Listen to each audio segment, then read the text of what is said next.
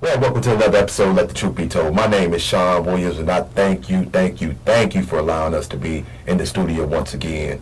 I'm sitting with my sidekick, Teddy Kane. Appreciate him being in the studio with us today. Thank you very much, Director, for being over here, being that allow us to tape this program, and UPTV and all the great folks over here in Atlanta. I thank you for giving us exposure to be able to talk to our people, man. So, like I always say, man, I thank you guys for coming up through us throughout the day, throughout the streets, saying, hey, Sean, man, I watched your program last night, man, it was great. Or I watched your program over and over and over again. I appreciate you guys, man. You've been with us for a long time, man. Continue to love on us, man. We'll continue to love on you and bring you great messages as always, man.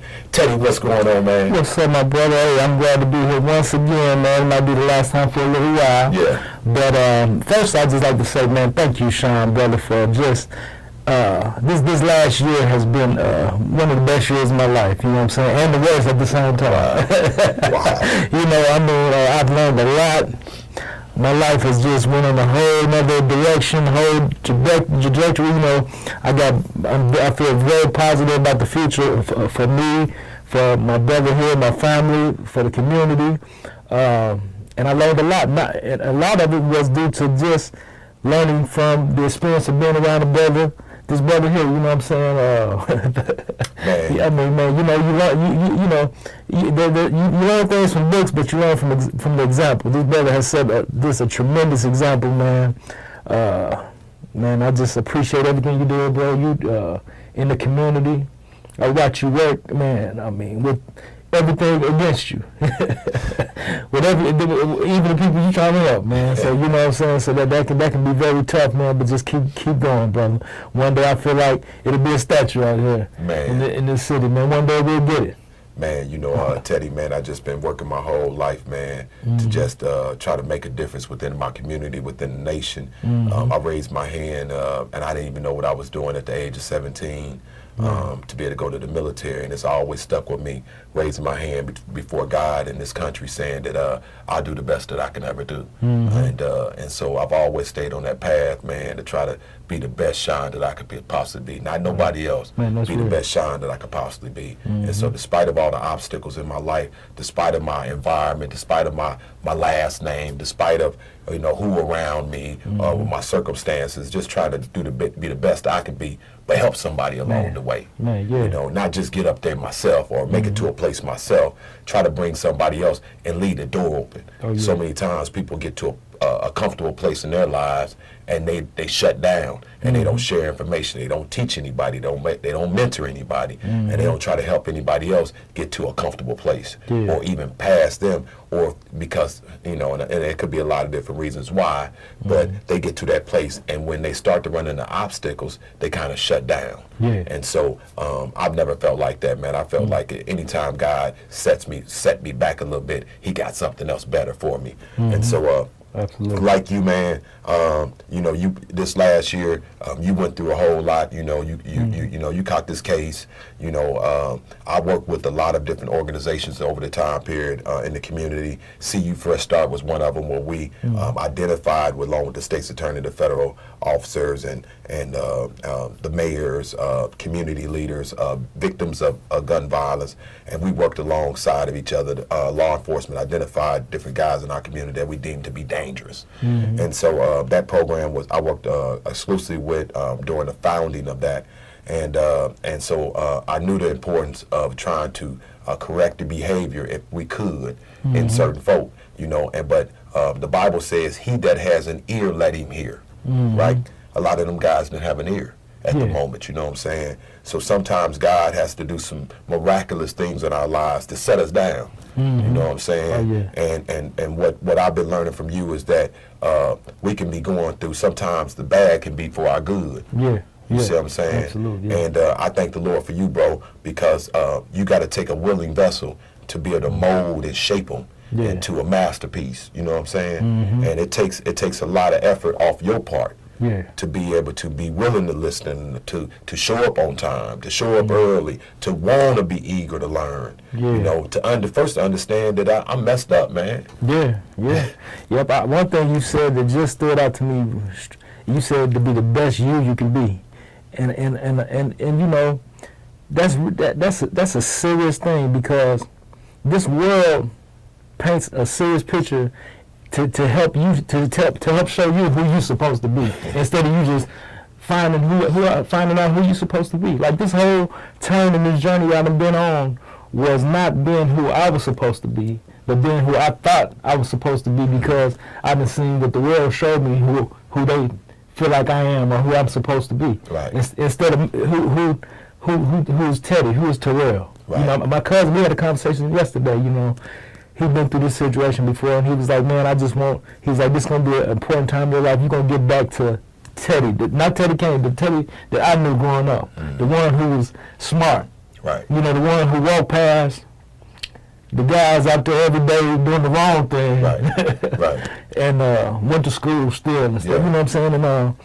And at that point, I could see a whole another path for me besides this. You know what I'm saying? I can see it. You know, and but somewhere down the line, I allowed what I thought I was supposed to be to interfere, instead of coming from here and figuring it out. You know what I'm saying? Right, and that's what we got to get back to. We got to, like the other day, that program you had, man, which was really important. I seen a bunch of young kids, and I saw potential in them that they don't see for themselves. They trying to be something that they're watching. They trying to be an image of somebody else. Yeah. Instead of finding out what their talents are, what they're good at. Yeah. Everybody want to be, Lil Durk, or want to be this, not on, I got not for him, but I mean, but everybody want to be everybody else. That's where the hate come in. I can appreciate you, Sean, because I'm not trying to be Sean. Right. I can take some things from Sean to be a better me. Yeah. But I ain't trying to, so when I see Sean winning and shining, that's a It's blessing. inspiration. Yeah. It's inspiration. It's Yeah. hope. Because I ain't trying to knock Sean off. I ain't trying to take it, be Sean. I'm trying to build the best Teddy I can build. And therefore, I'm gonna take from what I can get from Sean to help make this Teddy better. You know what I'm saying? Because we're on the same team. That's right, brother. We're on the same team. You know how we hating on each other. We're on the same team. We come from the same place. You know, our grandparents probably came from the same place. Some were down in Mississippi. Some were from Arkansas. Some of us from Tennessee. Some of us from Louisiana. Migrating here, and we all after the same goal to try to achieve, to try to have a happy life, to have a peaceful life. You know, those type of things. But like you said, man, society paints an ugly picture, man, but it's an ugly picture, you know, once you realize that you got more potential. It's an ugly picture. But while you going through, the devil painted it up so good, man, you think you win it and you really lose. Man, you hear me? You hear me? You know, you think you on top of the world, man, but you at the bottom. And so, and so I think those are some of the things that we pulled out, by me and you just having conversations, you know. I remember many late nights riding on that highway in the trucking business, and I'm trying to get the experience so I can teach other young truckers how to do it. You know, and I'm talking to you on the phone, and we talking for hours on while I'm on the phone, driving, and just getting to know you better, you know, and how your mind's ticking, and then I just explain things from my experience, my lived experience, and during these 50-some years, you know what I'm saying, and trying to add that into your repertoire so that you'll be able to, build up your defense mechanisms, you know, and I was listening. You called me listening to Wall Street Trapper, and you know what I'm saying. And he was always what his story was today was, what are you anchored to? What are you anchored to? What's holding you back from being the best you can be? Because there's always something that we holding on to. They got us locked. They got us locked in. And then we can't strive. It could be your friends. It could be your family. It could be drugs, alcohol. It could be a whole bunch of different things. Because I'm telling you, man, it's a whole lot of bag of tricks out here. Yes, it is. and that's weird. They used to have a saying that said, "Tricks are for kids." You know, they had that for the Fruit Loops. I think the Fruit Loops commercial used to say, "Tricks are for kids." You know, but it's a lot of us as adults. We've fallen for so many different tricks, and so but society have painted that picture up, and they glorify this to young folks, whether it's being an athlete or being an entertainer. You was in the entertainment business, you know what I'm saying, and you did a great job at it, and I wouldn't say that you ain't gifted in that area. You greatly gifted in that area, but that area is so manipulated. You know what I'm saying? That's the reason I kind of spoke on what I was saying earlier. I learned how to be somebody else better than than any wrestler. That's the number one place where you learn how to be somebody else, because you got to become somebody just to attract everybody else. When and honestly, I feel like my most successful project probably was really me. Was me expressing how I really feel. It's a song called No Ghetto that's it was used in the Ben Wilson 30 for 30 ESPN special, and also in this River Runs Red movie it's on Netflix now. And I mean, a lot of people love this project. I mean, but it was just a real. It was a message that just came to me one day, but it was just really me. It wasn't about none of this. It wasn't me glorifying nothing that's poisoning my community, nothing that all the record labels want you to talk about. Right. Because we can push that. People don't want to hear about changing the community. People don't want to hear about positive, them other type of messages. You know what I'm saying? That's them telling me that. So therefore, me naturally, I'm going to go and do what I see other people being successful from. Right. I'm going to go to where the money is. That's the blueprint. You know what I'm saying? So therefore, me going that direction, I'm working all these years to become, to share who I really am. You know what I'm saying? And all that led, like you said, that was wasting time. Yeah. when really, that's going against my purpose for being here. Right. Because when you really find you, then you find your purpose. Right. So Teddy, tell the viewing audience a little bit about some of the things that we were able to do as far as connecting and learning that help you get to a mindset right now, because you in a mean mindset, and not in a bad way. You in a mean mindset of how you got this uphill battle that you're going through, and God has put the church community would say put a hedge around you through what you going through right now. What are some of the things that stand out to you the most through like technical training? I can hear Nance right now, results learned, results driven. I can hear him now saying that they gave you the results that you're getting right now. Well, first I would say just the fact of there being another way that I can do something, a positive way. For so long I thought it was only a couple ways for me to to really get there. And you speaking from a perspective from every young man in the community. That's real. Because once you make one mistake, now you feel like, oh man, that route is, you cut off that, you chop that route off. Right. So it's like, but first of all, the opportunity. We met through, we've been knowing each other for years, but we first got together. We was doing the trucking, doing the trucking, but.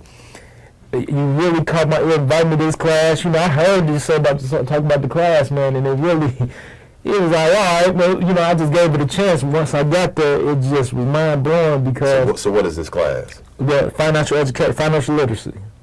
We deal a lot with the stock market, but there are some tremendous conversations that come out of this class, because it's not just about it, man. This is a life class. Right. Pretty much, man. First of all, it gave me another opportunity, which there's tons more out here than this. But you know what I'm saying? It's just about seeking that knowledge and information. Right. You know what I'm saying? Not just taking the information that's given to us, all this Instagram and but seeking. It taught me to seek more and to learn more. We watching people around us every day winning.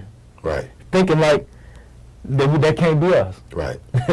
And Teddy, I was laying in the bed one morning, and I'm getting all this stuff that's coming in, because when people see a moving car within their community, they almost think that, man, who is he to do this here? And he doing too much. I heard that last night. Yeah. Somebody said, "Oh, Sean doing too much. He trying to do this, he doing that." Well, I understand that it's hard for the devil to catch up with a moving train. You know what I'm saying? Yeah. So I already know that idle mind is the devil's workshop, especially for me. You got to do it the way, I got to do it the way God got me doing it. You do it the way God got you doing it. Right. But I know I got to stay busy. Or I could easily fall off. My buddy Miel used to say I could fall off the wagon. Yeah. You know what I'm saying? I'm not trying to fall off the wagon. I got to stay focused, so I got to stay busy. But I was laying in the bed, and I'm like, God, man, these people, man, in this community, man, they you know, they small-minded, you know, and they attacking me here and there, and all they mean good for them, you know. But what should I do? And what it does is it calls you to fall back. You want to fall back. But man, I ain't teaching nobody nothing. I ain't showing nobody nothing. I'm just gonna get mine and this and this and this and that. But then God told me, he said, man, keep on teaching the people. Just keep teaching the people. Yeah. And so a lot of times, you know, everybody might not get it, but you might have that few. Yeah. And you was one of them few. Oh, yeah. That said, man, let me get in this class. And so introducing you to that, and then we have this amazing class that's going on. And you guys done heard us talking about it a few times on here. But it allows us to open up our minds to see much bigger than just what's in our local community, but a global level, view of what's happening. Yeah. Of a lot of stuff that we see on a daily basis, whether it's on television or we hear it on the radio, and we got no clue because they talking in a language that we can't understand. Yeah. So we tune it out and we say most of the time that's for another race. That's not for us. Because we see ourselves at the bottom and we don't see ourselves achieving at this magnitude or this level. You know, and so we always end up scrambling because we don't understand, but we missing 98% of the puzzle. Have you ever tried to? My sister, big shouts out to you, Sheila. She loved putting puzzles together. She always, you know, we had some family events or something, and she might have a puzzle game. And then my niece might say, this puzzle missing some pieces. You know, and so, and be like, man, give me another puzzle. Now she end up, now the game started on a time schedule. Now she got to start and get a whole nother puzzle to find it, and then count the pieces. Right, to make sure it might be 50 pieces. Now everybody else been already rolling with their puzzle. At the time, or during a time frame, it might be 3 minutes to do this puzzle. Right. She done messed up 2.5 minutes because her puzzle all messed up. Right. And that's the way I see the black community. We don't even have all the pieces most of the time to complete the whole picture of what's going on. And a lot of this is systematic. A lot of this is people do this to be manipulative to us. We do a lot to our own selves. We start stealing each other pieces of the puzzle. We don't even. We might have your puzzle and put it behind our back and don't even tell you we got the piece to your puzzle. Man, I'm gonna tell you, and it became part of the culture not to even seek those pieces of the puzzle. Like a lot of times we seek the image. Like we see an image. I like to say, don't read the instructions, just put it together. Right. Because we want to see the final product right before us with instant gratification. Right. You know what I'm saying? We don't want to seek and really put it together the correct way, and that's why the success don't hold up all the time, because it's. I mean, it look like the puzzle. Right. But it's incomplete. You colored on the wrong pieces and all this, so it's patched together, so it's gonna fall apart like a house with no foundation. You know, it's like and that's the thing. Like we all chasing. We all chasing success, and instead of really figuring out how to get there, you know, we go straight to the Gucci store. That's the end of it. That's the cruising part of the success. So that's crazy. So that's the end of the success. You trying to get to the finish line without going to practices, without the long struggles. You know, so we got to get past that mentality and understand that nothing's easy. It look easy. It is easy. It's simple. That's the kind of crazy. That's a whole other thing. Like because they got us chasing it the hard way. Right. When it's really easy, but like you say, we just didn't have the right information. We could have been going down this path the whole time. Easy work. And you know, I seen on social media earlier, a girl said that the real trick to life is the real trick that's going on in life is to work a 40-hour work day. You know, work a 40-hour work week. Let's say that 40-hour work week, and then can't pay your bills. Man, you know, now that's the real. That's the smoke screen right there. And so this class has allowed a lot of people within the class to understand how to stretch that check. How that check's supposed to be applied. and how do you really go get those things that you really desire? Right. You know, $3 trillion pass through the stock market every day. Yeah. $3 trillion. But we ain't a part of that game in the African American community. Majority of us, well, I would say the world. I won't even just say the African American. I say the world. Yeah, that's true. Because a lot of times we want somebody to do it for us. Yeah. Right? We're in too many spaces where somebody got to do this for us. And people get paid off your dysfunction. Yeah. So that means now you got to pay somebody else to do it for you. Yeah. And then you're not overseeing them every day. So they could be on the job sleeping. Or they standards is way too low. Yeah. You know, I mean, it might be 100% profit out there for you, but because they want to keep you as a slave under them, we're going to just strive for 3% profit. You know, that's all we want to do. We don't want no heavy risk. We don't want nothing. You know, I don't know a lot of knowledge, you know, but we just going to stick with 3 or 2.5 or do what the bank do. Okay, well, he don't know the information. Yeah. So we just going to get him 0.001%. Because he don't know. Right. She don't know. That's the first thing that hooked me out the class out the gate. When I learned that, okay, if you put your money in the bank, the percentage they get, the interest that they give you off of your money, they ain't giving you no interest, basically none. And to learn how much interest they're making off of your money, 2,500% off your money. That's what triggered me out the gate. Like, what? But the thing is, like you said, the stock market is a piece to that puzzle of wealth. People, all the wealthy you got, the wealthy people, they got a few different pieces to that puzzle. Stock market, stocks being one of them.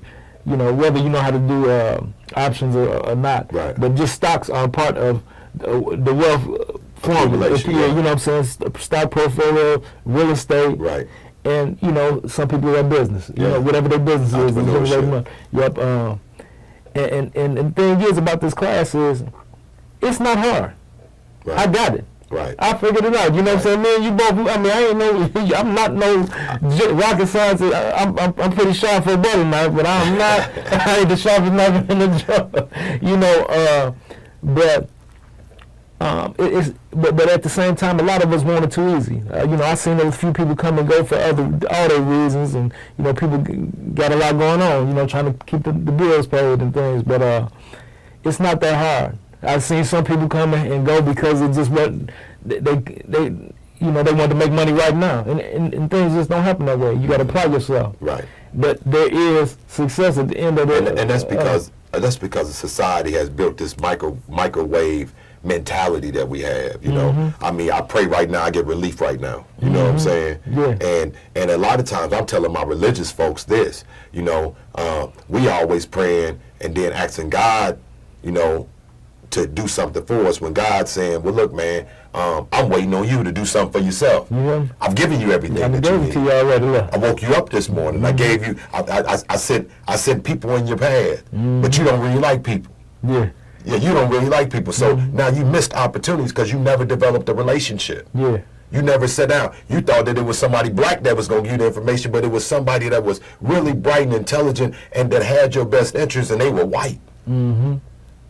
So now we looking for how God's going to send us our blessing. Yeah. And then even in our educational field, I talk to a lot of educated folks. I've been on this ABC. I've been in with a whole bunch of different other groups, whether if it was Unifor or Banner. And I've talked to them about this, my lived experience of trying to learn.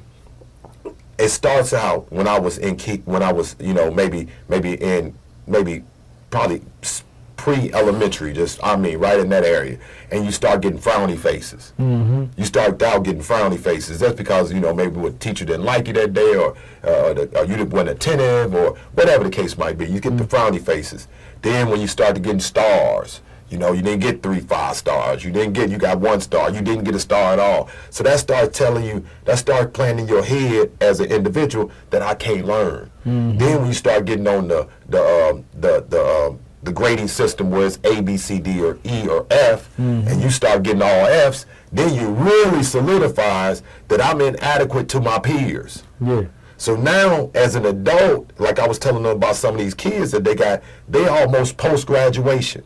But like what Councilman just told us is that the statistics said that You know, they got 7 million tardies. Man. 7 million tardies. So now you about to go post graduation, but you don't show up to school on time. Man. 90% of the game is just showing up. Man. Yeah. The professionalism. Just that's showing up on time. You know, and so a lot of us lose because we're not prepared. When an opportunity come there, we're not prepared. We don't sit back and we don't. So for me, this is for Sean. I know that I didn't learn. I know I didn't sit in school and pay a lot of attention. I already know that. You know, big shouts out to Miss Polly Washington. I couldn't get no algebra. She could, no matter which way she taught it, I couldn't get it. Right. No matter which way she taught it, I couldn't get it. She offered after school help, before school help, and I wasn't interested. I didn't see how this was going to apply to my life. Yeah. Okay. So now what I do, I show up early and leave late. Yeah. Because I know I got to put more time That's in. right. Because I let the devil take advantage of my time. I didn't utilize my time wisely. I kicked it with the guys. Yeah. You know what I'm saying? And a lot of us need to stop kicking it. Yeah. Man, you hear me? You hear me? Wrestling became part of the, I mean, you know, going back to what we was talking about a little while ago, okay, to me, I have adapted this mindset and realized that a problem is really a blessing. Yeah. There's a blessing inside of every problem. That's how businesses are created, to solve the problem. So sometimes, you know, even my situation, man, this was a blessing. Like, without this situation, I wouldn't have ran into you. I wouldn't have run into this class. Yeah. And who knows how long it would have took me to start figuring out the path I'm on now, you know. And I think we got to look at that. Like, we appreciate people when they come through a struggle, a hard time. Everybody loves that person that made it through some adversity. Yeah. You know, I just think we got stuck there as a community. You know, we had to come out the struggle. I remember that being the most popular thing, and it's like we have glorified the struggle so much that we want to stay there. Go back to the struggle. We want to go back. Like, go back and start over. Man, one thing I hate is when I watch all these young brothers, man, do their interviews, and rappers, you know, up and coming, and they all want to glorify how bad their hood is. Oh, man, I come from, you know, and it's just, everybody want to sound the worst. Like, that's the glory. That's what we make it off of. And it just get worse and worse. Now the person who done got shot 90 times, now, okay, now you, oh man, that make him the man. That make him the man. Now the person that just shot somebody, that make him the man. Man, we got to get off of that, man. Like, we glorifying the struggle. The first thing we want to do when we get some money is go buy a bottle of champagne. You think that's what it's time to get that education. The first thing you need to be grabbing when you get some, and really it came backwards. You know, there's a lot of us who get blessed to go to the NBA, the NFL, whatever. They get their money, and it's a countdown to how long you gonna keep it. It's a countdown. Because that's exactly. I mean, because we don't even understand that we're in a capitalistic society, right? And what does that capitalistic society mean? That somebody got it and you don't. You know what I'm saying? I'm getting it from you, and I'm gonna make something off of you, right, and give you nothing in return. You know what I'm saying? And that's mostly what that is. You know, I'm gonna work you 40 hours a week. I'm going to the Bahamas after this week over with. You better be back here Monday. Yeah. You know what I'm saying? Yeah. Instead of teach you how to go to Bahamas with me. That's a whole nother plan. Yeah. Because they not on that. No. And so as we learn and we talk about this economic conversation of how economics even work, how the banks even work, you know, what's credits, what's debits. Because in our mind, I mean, we've been learning advanced options training, right? Advanced options plays, you know, and stuff that even some of the guys on YouTube don't teach. Yeah. I mean, we at that level now. I mean, so we at a PhD level in a short period of time. Oh, yeah.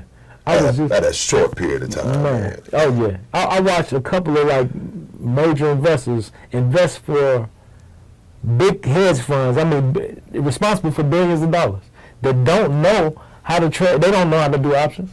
Right. I mean, maybe a little bit, but that's not, you know. So we actually got some knowledge of the people don't don't have who are very successful. Teddy, you know what made me feel good one day? I was outside messing around in my yard cutting the grass, and the neighbor came over, and he's a real super duper professional at Carl Hospital, and I started telling him because first thing that another race come up to the African American guy and say, man, what do you do? Especially when they see you battling in the areas that they battling in, right? Yeah. What do you do? And I started telling the community work that I do and what I do as a professional and these and this and this and this. And I mentioned the stock market class. And he said, but what do you think about this? Okay. And I started telling him, well, man, what you should have probably did, you probably should have did an iron condor. And his bells went, you know something about an iron condor? I said, yeah, we teach that in our class. You know, and what you should have did is you should have held out a little bit longer, but you could have still made some money while it was consolidated. Yeah. You know, I started explaining what I learned in the class. Man, don't you know that dude just texted me last week about a play and said, what do you think about this? Man, yeah. Because I could speak his language. See, Yeah. I could speak his language, and he knew I had some knowledge of. He don't got the time.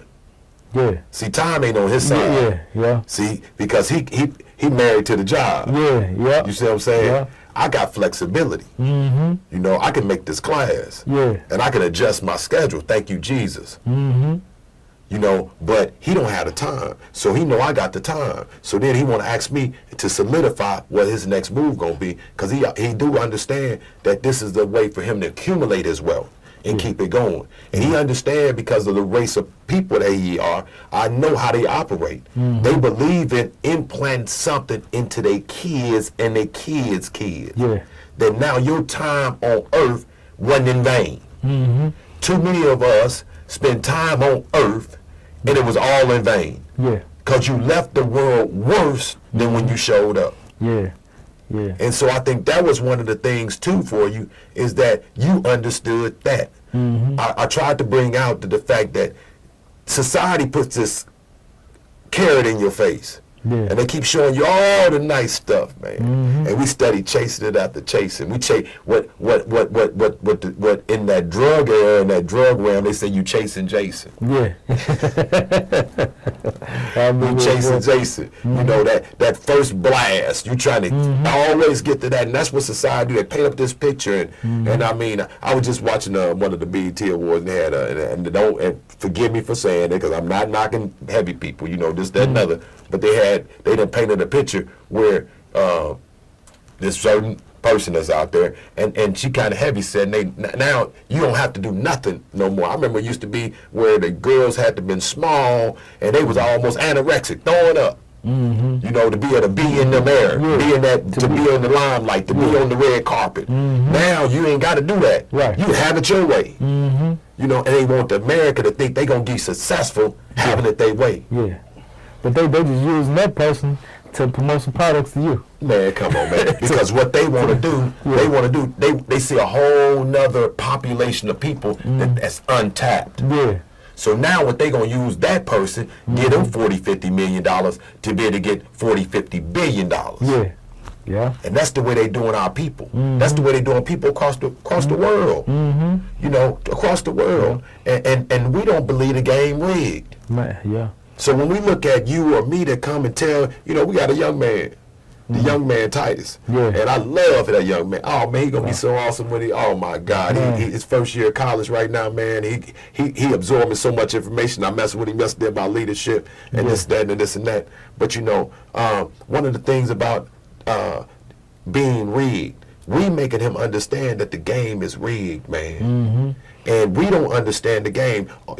Titus was trying to invite one of his friends to come to the class, and so, but his friend said, "Yeah, I heard about Sean, man, and I don't know about that class." He's like, "Well, let's take him out of it. Yeah, take him out of it. Don't worry about it. The information that's going on in the room. Let's just park there. Yeah, you need to be in this information, man." And Titus's mindset, and he reiterated with me yesterday. He said, "Sean, I got a mindset where if they don't want to come, then I'm not going to beg nobody to come. I'm not going to drag nobody into an environment to make them learn. Right. Because they don't see what I see. See, I think my problem is I want everybody to see what I see. Yeah. Because I've been through the storm. I've been through the rain. I've been at church. I've been at the meetings. I've been all around. I've traveled the world. Yeah. I want you to see what I see. Mm-hmm. But as you do.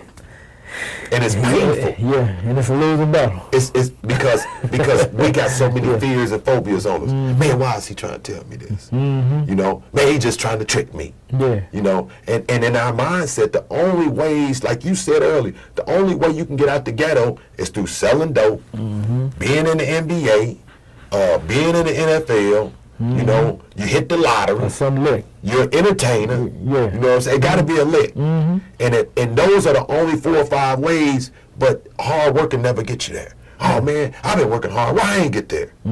Because in our religious mindset, because all of us got a religious mindset that the wealth of the wealth of the righteous, the wealth of the wicked is laid up for the righteous. And we'll put that scripture on all the time. And we'll rewind that. Man, Teddy got my stuff. Man, director got my stuff. Everybody got my stuff. I'm just waiting on God to turn it around. Yeah. Instead of spending less time talking about going to heaven, and spend more time talking about how you get your stuff back. Right. See, we need to spend less time. We know that. We believe that. I'm with you, Pastor. Yeah. But the leader has to now show his people how do we turn the game around so that all my members straight. Everybody I touch base with, everybody I hug, are you good? You good? You good? Yeah. Hey, man, we got that class tonight. Yeah. And we need to spend 7 days a week almost in class because we're behind 8 ball. Yeah. You know, I mean, it's the 4th quarter. You know, we down 15 points with a minute left. Man. You know what I'm saying? I mean, so Teddy, we just got out of class just now. We just got out of class, and let's hit this here, because funny how time flies when we having fun. Yeah. So we just got out of class, and we went over some stuff. Big shouts out to Minister Hunt. Man, awesome teacher. And we was talking about the game is rigged. We just noticed some stuff with the Speaker of the House, Nancy Pelosi. Right. Her husband is Paul Pelosi. He's been an investor for a long time within the stock market. And so, in speaking that the game is rigged, we noticed that how many shares did he purchased of the semiconductor ETF? Yep, the ETF. Or did he purchase it in NVIDIA? But whatever it was in the semiconductor. In the semiconductor family. Yeah. Okay, NVIDIA. I think it might have been NVIDIA. Yeah. And so he's bought over 200. Like 200 contracts, I believe. I'm not exactly sure what his purchase was, but it was a major purchase. So 200 contracts. Each contract is 100. So he got 200,000 shares. Yeah. Okay. Oh yeah. So he got 200,000 shares at a low price that he control of because he know what we know. You know, he ain't no dummy. No. You know what I'm saying? Yeah. So he this PhD learning that we didn't now acquired and learned in Champaign, Nevada, because a lot of folks think that you can't learn that in the hood. Man. We done learned this and that. We ain't at the University of Illinois. We ain't sitting in the professor's class. Ain't no professor taught us. We learned it from a guy that's an able-bodied, willing to teach us. Went to a church in our community for many years, and so and for free. I offered this for free to the community every week, 3-4 times a week. It's free. All you gotta do is just park and come. Yeah. And so we learned from him. We learned from his class today that Nancy Pelosi, Speaker of the House, she's the one that brings stuff to the table. She's the one that brings stuff to the table. It's okay. Flip it this way a little bit. Turn it this way just a tad bit. That's my mama trying to blow me up. Just a little bit more this way. Okay. And so, forgive us for our social media. But so we learned from him today that he has over 200,000 shares. It should be a conflict of interest. We talked about that, you know, because it seemed like a little insider trading that she's promoting bills. I believe he took the contracts out like a little while before the information came out that America about to pass this new bill help them build the infrastructure for semiconductors. So they were able to capitalize on that before the information was made public. And I'm saying this because I want you to understand how the game is rigged at another level, at a whole nother level. That they playing chess and we over here playing hopscotch. Okay, and we figuring why we can't win. Because these folks got the information. Matter of fact, they starting the problem and fixing the problem at the same time for a monetary gain. Okay, so now she know that Taiwan Semiconductor, which is made in Taiwan, which the battle between Russia and Ukraine started something over there and taught Chinese president, I can't think of Xi or whatever his name is, taught him something. Okay, if they're not going to do something about the Ukraine invasion, then these semiconductors going everything for the future. We need to get that country back. Put that back a part of our republic. So now, if they're not going to do nothing about that, plus the United States owe us, man, get out of our business. We finna go over and take these people's stuff. So now they want to go take them people's stuff. So what she said is, okay, well, I'm going to tell you what, we finna start some scrambling over here. So now she goes over there and take an Asian trip and say, you know what, I'm going to stop by Taiwan. And Chinese government said, no, you ain't. You're not going over there mess with the people. Them our people. That's our stuff. What you doing over? What y'all talking about? What you got to do? Come on, man. Whoa, you are op.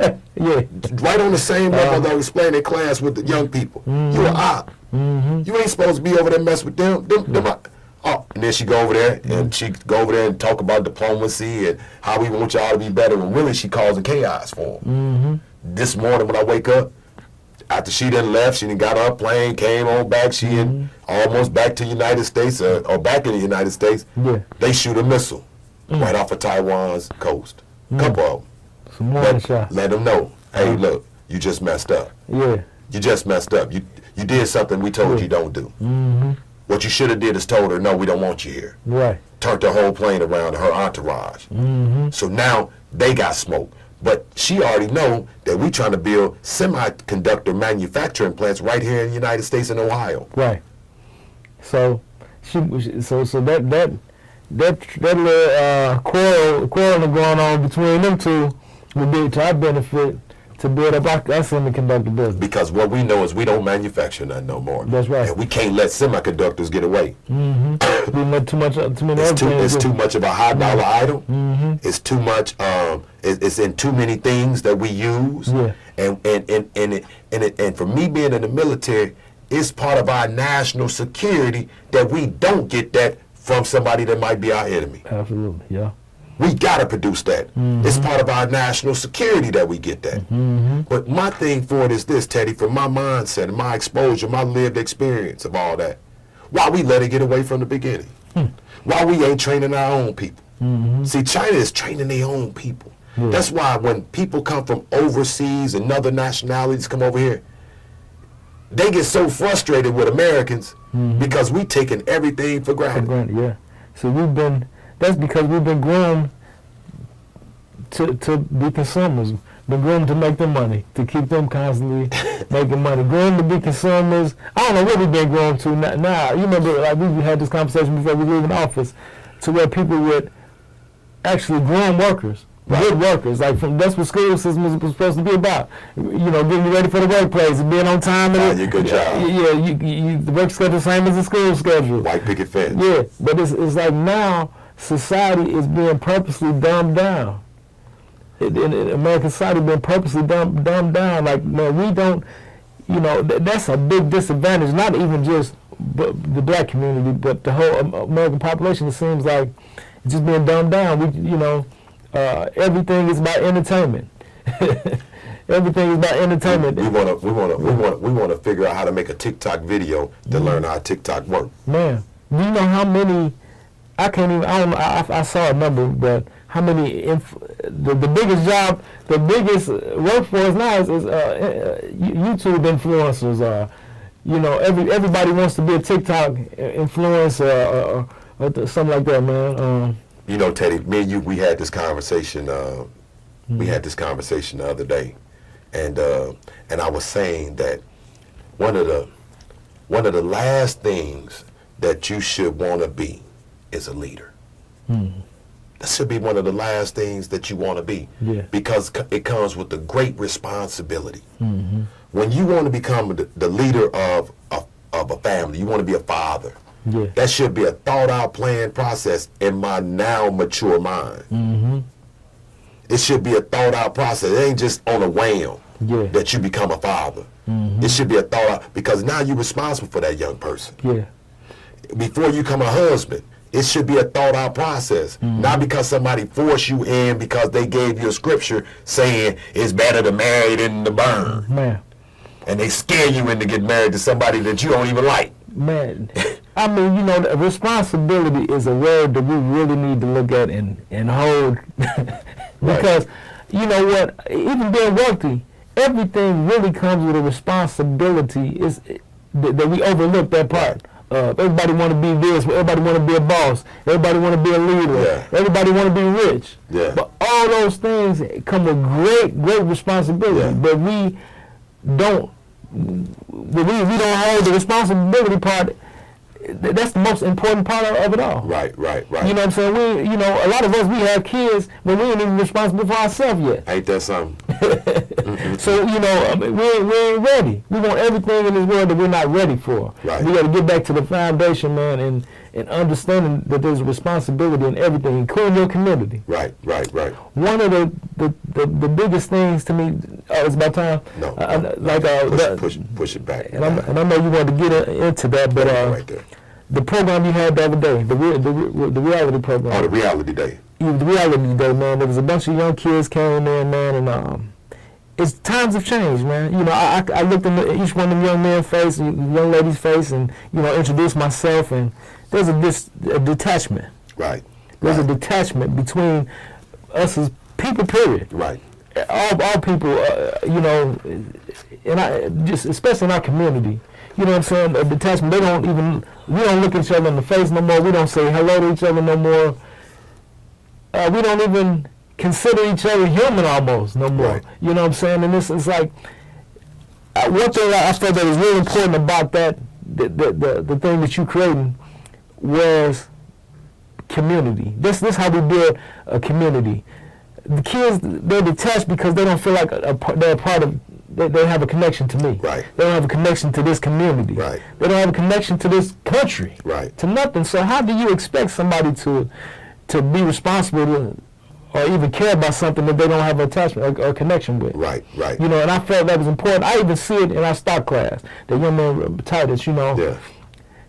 We're much older than him. Not in too many. You wouldn't find us in a setting where he's at most of the time. Right. Church probably used to be the thing, but it's like him being a part of this now. He's very intelligent. He knows what's going on, but it took him a while to even start talking. Right. To opening up, and now he's a part of a group of men. Right.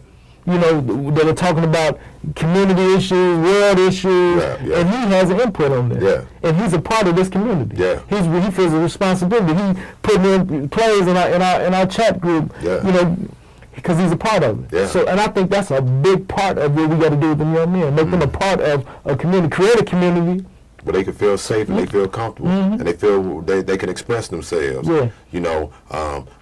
So that reality day, and let's go into that reality day that we created was me identifying that we need something done from my lens of the funeral home business. So what I said, hey, look, let me grab these guys from the hood, because I'm barbershop experience, grab these guys from the hood that's have a lived experience, that's been to prison for extensive amounts of years, but back in society, run productive families, working their jobs. So let me connect them guys and tell these guys their experience. You don't want to go over here to bridge out, man. Don't do this here. Don't do what I did. Those type of things. So we took them on to one of the roughest streets in the community that I grew up off of.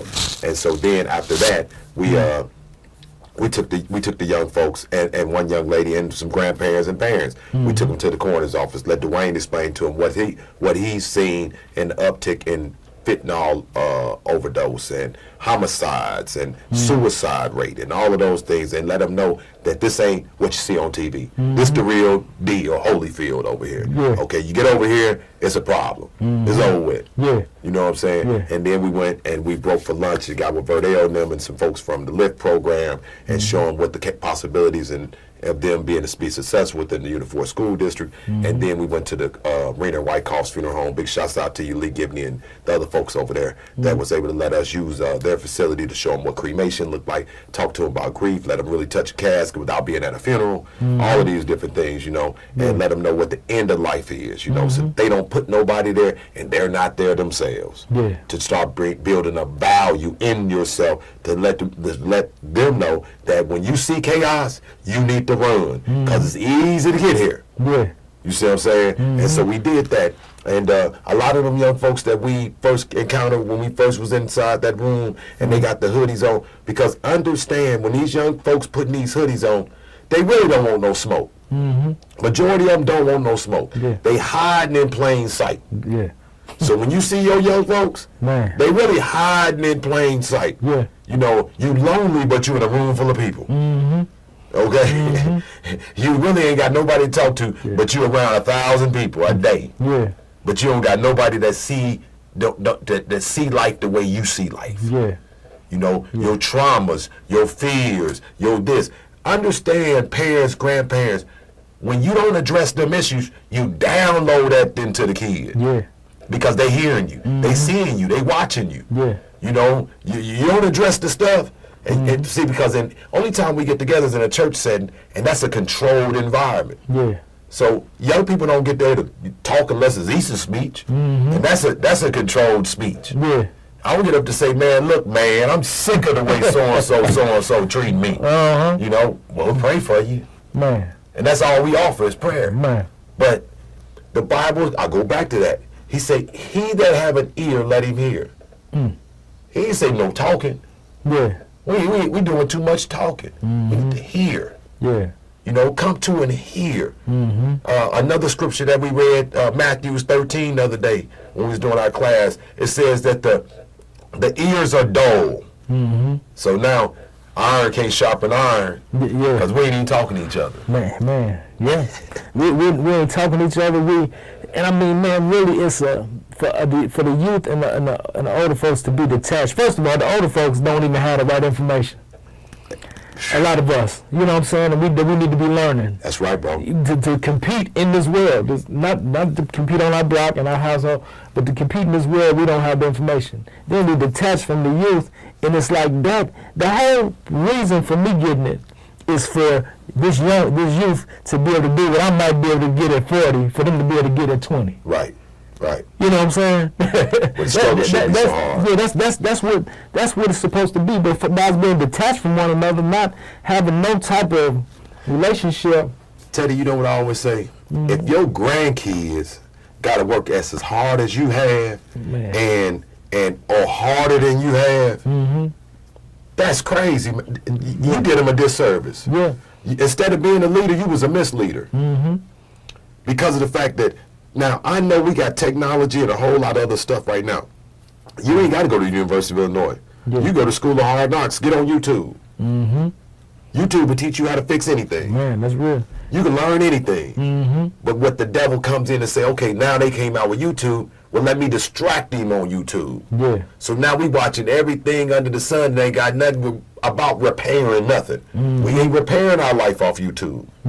We ain't getting no nothing that's motivational that's gonna build us up. You know, them places where we short at, where we get somebody to say, you can do it. You know, you can be the little engine that could. You can do it, keep on going, get up and try again, you know. You fall, but you get back up. All those things, we ain't listening to that. We like laughing at other people. You see him fall? Man, I knew he was gonna fall. You got people now praying that you don't make it, so that I'll be a little bit further ahead of you. You know, I was telling my girl this morning. Because somebody said something stupid, and we got this judgmental way of my way is gonna be great and I'm going to heaven, right? And so I'm telling her, I said, you know the crazy part about this here thing that they keep on talking about heaven and this, that, and other?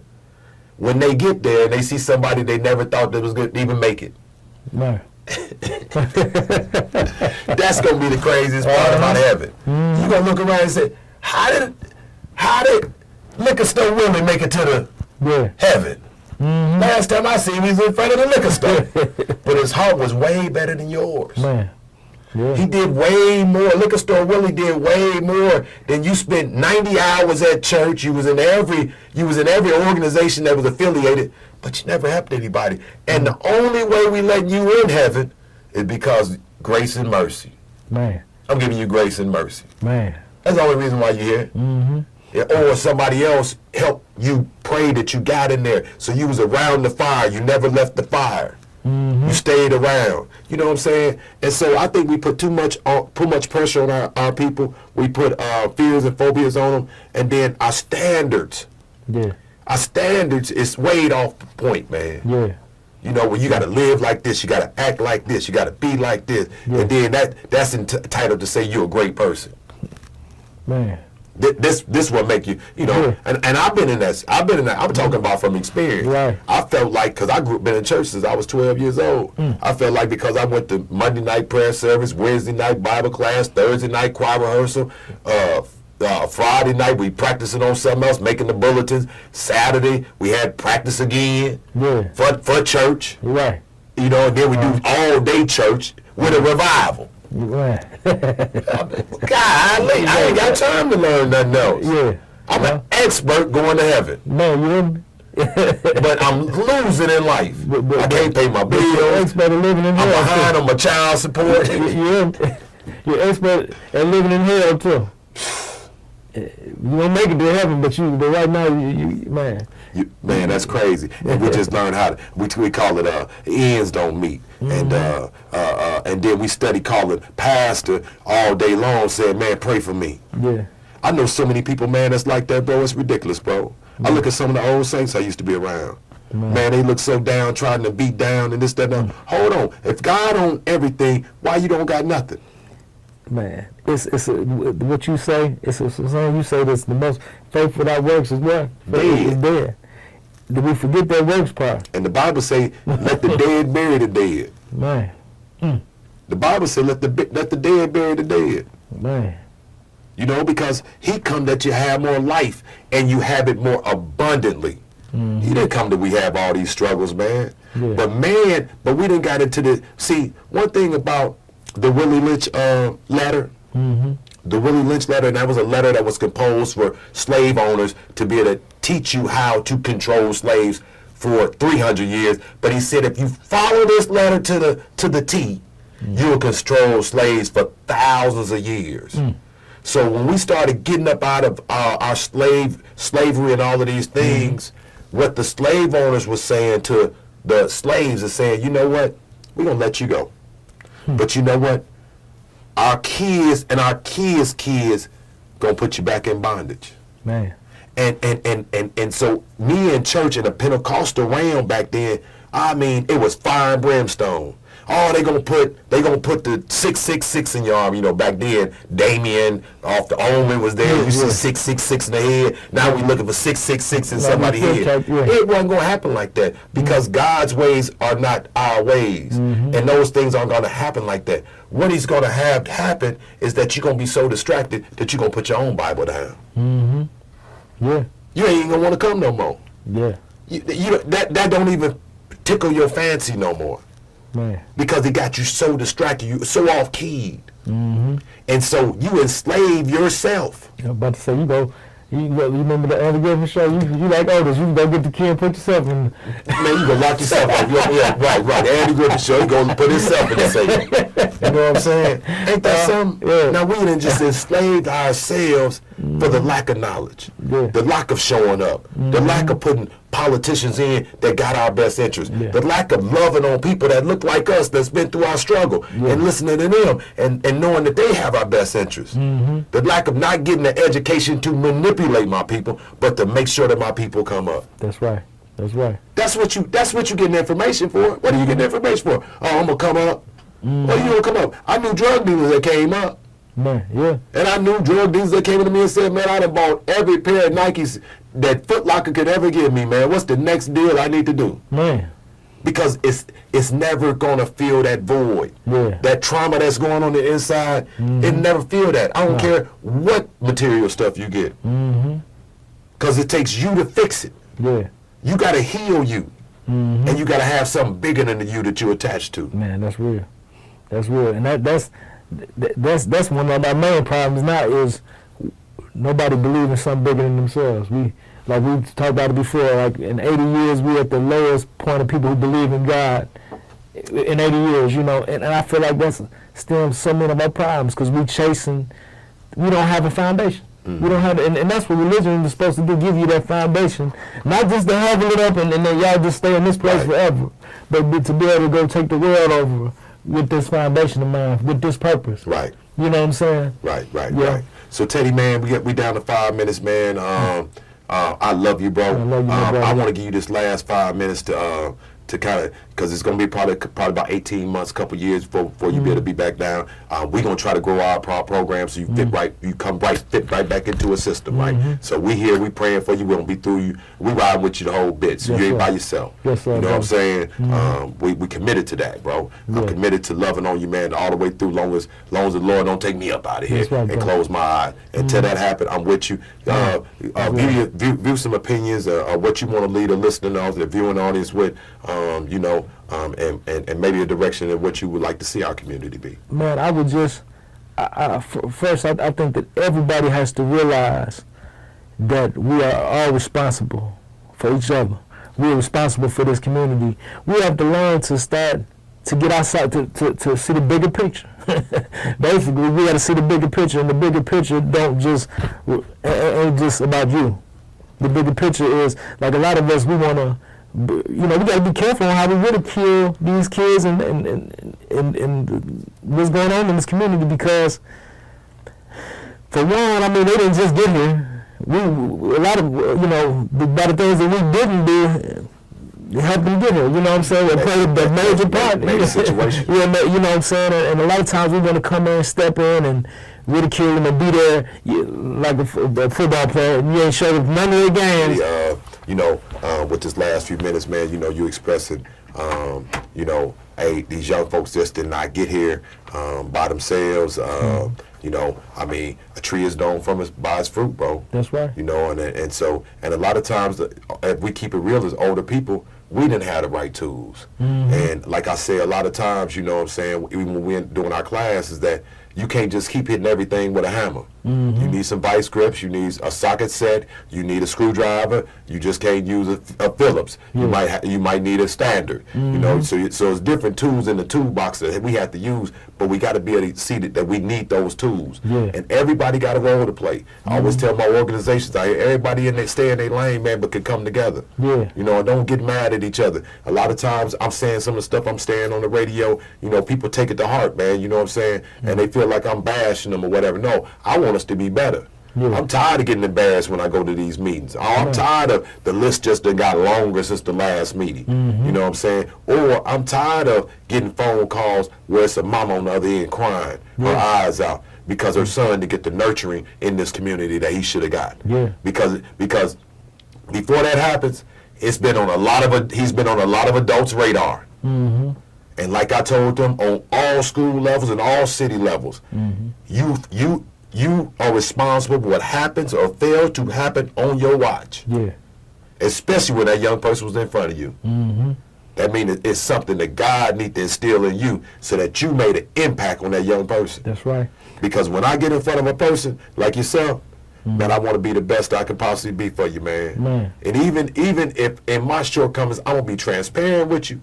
And as I'm trying to fix me, we going to fix each other together. Hey, and that's one thing I learned in stock market and everything. Sometimes you don't have to have all the information and knowledge to be a good teacher. You know what I'm saying? A lot of times you're learning, everybody you're learning when you're teaching. That's your best way of learning. Of soaking it in, So Teddy, man, I love you, bro. I love you, my brother. I love you, man. I thank you very much, man, for being a part of with us, man. Hey, I thank you guys. I thank you guys, man. Hey, look, Champagne Urbana Day coming up, man. You guys be at Champagne Urbana Day. We gonna loving each other out there, man.